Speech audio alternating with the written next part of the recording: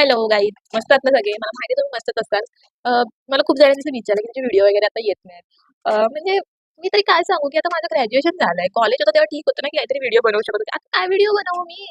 आणि ठीक आहे, घरात बसून काय दाखवू तुम्हाला आता? बरं ते जाऊ देत. आणखीन एक खूप जणांनी मला विचारलं की बीएससी ऍग्रिकल्चर नंतर पुढे काय करायचं असतं? ऍक्च्युअली ना बीएससी ऍग्रिकल्चर मधून पुढे तुम्ही काय करायचं हे मला पण नाही माहित. कैसे कैसे लोग रहते हैं यार यहाँ पर। तुम्हाला जर कळलं असेल ना की काय करायचं असतं बीएससी ऍग्रिकल्चर मधून तर मला पण सांगा. किससे बात कर रहा हूँ, क्या बात कर रहा हूँ, समझ में नहीं। कंट्रोल। ऍक्च्युअली जेवढी मला इन्फॉर्मेशन माहिती तेवढी तुम्हाला सांगते. मस्त प्लान है। कसं असतं की बीएससी ऍग्रिकल्चर आता तुम्ही एमएससी पीएचडी करू शकता, सायंटिस्ट रिसर्च मध्ये जाऊ शकता किंवा तुम्ही प्रायव्हेट सेक्टर मध्ये जा, म्हणजे सिन्व्हेंटा सारख्या किंवा महिंद्रा सारख्या अजून काही कंपन्या आहेत की जिथे कदाचित तुम्ही जाऊ शकता. कदाचित म्हणते आम्ही. कौन है ये लोग?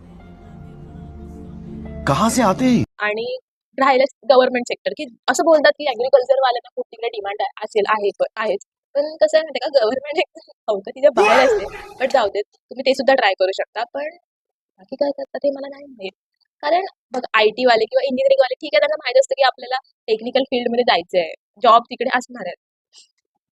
आपल्याला कोणत्या बिल्डिंग मध्ये जाऊन भात लावायला देणार नाहीये.